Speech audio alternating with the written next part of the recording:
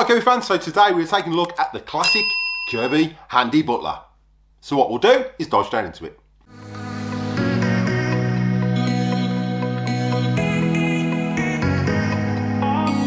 Now don't forget, everything you use in the video today, there are links in the description below for the best place to get your Kirby products. Make sure you check those out at the end of this video. Right, so in today's video we're checking out the original Kirby Handi Butler. Now this was a fantastic tool. It came out around the 1970s. I know the Classic III had a version of this, and it also ran up until the Tradition. Today is have a look how easy it was to install, have a look at the features of it compared to the newer version, and was it worth buying the Handi Butler back in the 1970s. So what we'll do is dive straight into it.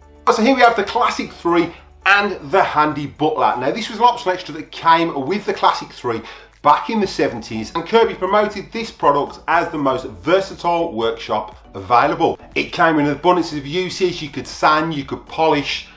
There was a lot of things you could do with it, and it's pretty amazing compared to the latest version that came out, and I think it's ran up until the Centria. Whether Kirby dropped it for health and safety reasons, because it was coming into the 80s, I'm not too sure, but it did run up until the Tradition. So if you can get your hands on one of these, I highly recommend it. So we'll dive in and have a look at what this can actually do. So with the two Handi Butlers, you can see the comparable size in difference and what's going to be in the box. Now I won't be demonstrating this one today. I will put an archive above linking to this one, but we'll see what the difference is and what you got and what you lost. So as we jump in and open the box, you can see what we've got in it. It's a substantial amount. We've got the 3 stoppers for your wheels, we've got a buffer for buffing up your shoes, we've got 2 buffers for buffing up metal, some metal polish, we've got some drill bits in a packet, and some jigsaw blades. Now you've got your drill attachment, which was here, which slots in there, which I'll demonstrate in a bit. We've got the jigsaw, and then your extension for using the jigsaw if you didn't want to use it on the machine. And I had a bit of wood that I used to demonstrate it with. Obviously there's 2 holes from when this was demonstrated. We'll just jump over to the Kirby and I'll show you how you install it and how it was used. Right, so with the Kirby you'd have to convert it to portable mode and obviously remove the head, so just remove that. And then you got your Handi Butler attachment. Now it works exactly the same as the portable head does. You've got a belt wind on and a belt wind off. So what we do is we pick up the belt. So if we turn that round, you can see as we pull that lever over, it picks up the belt just like your Kirby. Then you'd slot this on there. The safety switch is activated here.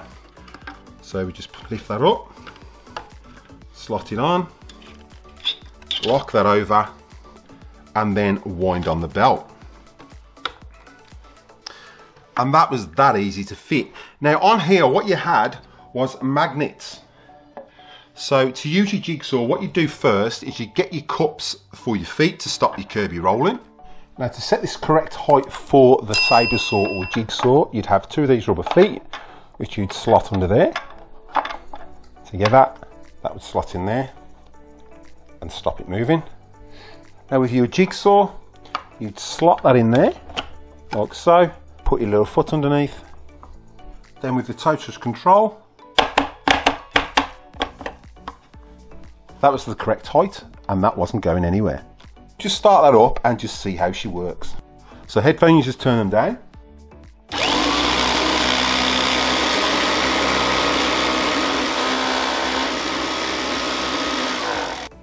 So the next attachment you had was your drill. So you take this out, and this is probably a little bit safer. You get those 2 cups from the back, and you just put one under both wheels. So we lift this out. We'll just put one cap under the 2 wheels in the center. Then you'd have a cap under this wheel and a cap under that wheel. And then that, apart from the table wobbling, that doesn't move now. So that works a lot better, but you can't use the jigsaw like that purely because it's too high. Now what you had then was your drill attachment. So drill attachment, you've got a magnet as well there, and this would just slot in there like so. And then you could attach your drill bits or even your buffers. So you just grab your drill bit, put that in there like so, tighten this up. Now there is another way of tightening this and I will show you that in a second when we move over to the other connection. But then you've got your drill attachment, and away we go.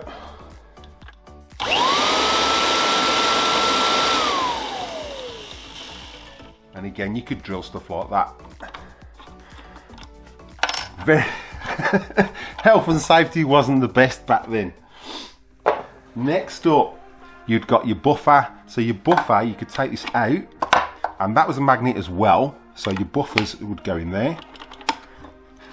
So this was ideal for polishing up your silverware. I'm not that rich, so we've got a stainless steel spoon, and we just turn it on and give that a bit of a buff.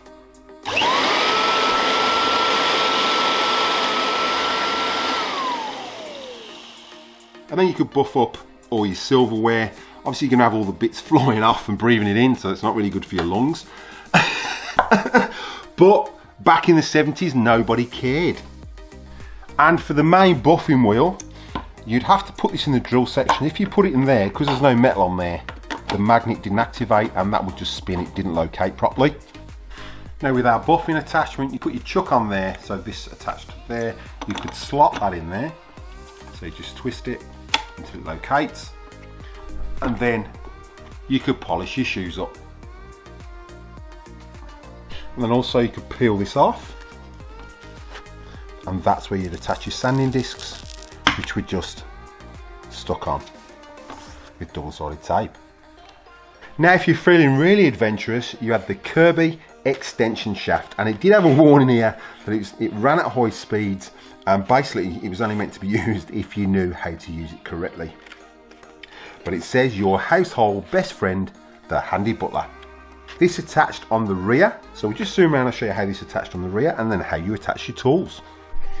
So on the rear you had an attachment here and two little pins, and this would go in there.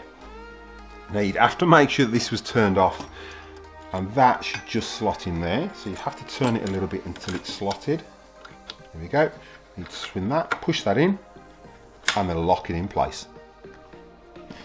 Then what you ended up with was an end like the front. And what you've got here as well is a little push button thing to lock the drill bit attachment in place. So you'd slot that in there, that would push in up there and hold that and stop it turning. That way then you could adjust your drill, put your drill bit in, and then go around and drill whatever you want to drill in the house basically. While carrying this in your other hand. Also what you could do is take that off. With your extension shaft you could put your jigsaw on the end, and then again the magnet would pick that up like so, and we'll just start it. It's going to be noisy. Jigsaw away till your heart's content. And then that was just as easy to disconnect. You just pull it, the magnet would release, and then you just disconnect it the same way. So just with a twist you'd hold it there, twist that and pop that off. Now to disconnect our Handi Butler, it's the reverse process. So you'd lift your headlight up, flip that lever over, it's exactly the same as taking your Kirby portable head off. Flip that over, off that would come, and then you just put that back there so there was no tension on that belt. And you can see the belt's there, ready to go next time. Everything used in the video today, there are links in the description below for the best place to get your Kirby products, so make sure you check those out at the end of this video. Right, so I hope you enjoyed that brief tutorial and demonstration of the Handi Butler from the late 70s. Now this did come with the Classic 3, I'm not sure if it came with a model earlier, and it also came with the Kirby Tradition. So it's worth checking out if you've got one of those models. Now with that Handi Butler, you can't use it unless you've got a Kirby Classic or a Kirby Tradition because of where the safety switch is positioned. After that, Kirby moved the safety switch to a different position. Whether that was because they had issues with it, I'm not too sure. Again, they also dropped the Handi Butler when the Heritage 84 came out. Whether that was for health and safety reasons, with people losing fingers and limbs, it might have been. Safety back in the 70s wasn't a big thing by the looks of it, because you could have had a lot of accidents with that when you was using that jigsaw the other way around. And if that machine moved and you hadn't got it really secured in those rubber cups, you're definitely going to lose your fingers. But it was a handy tool to have, and I think it was quite impressive, and I think it was ahead of its time. They just needed to address a lot of safety issues with that. If you've got a Kirby Handi Butler from the 70s and you've used it, make sure you comment down below, let me know how you got on, whether you've still got all your limbs and all your fingers. Again, those who are new to the channel, if you find you're getting value out of this content, then contemplate showing support by slapping that subscribe button. It's absolutely free. Ding that bell for notifications so you don't miss any upcoming episodes. Give us a big thumbs up and comment down below. I will reply to the comment. If you like what you comment, I'll pin it to the video. So what we'll do is cut to any bloopers, and I'll catch you in the next one.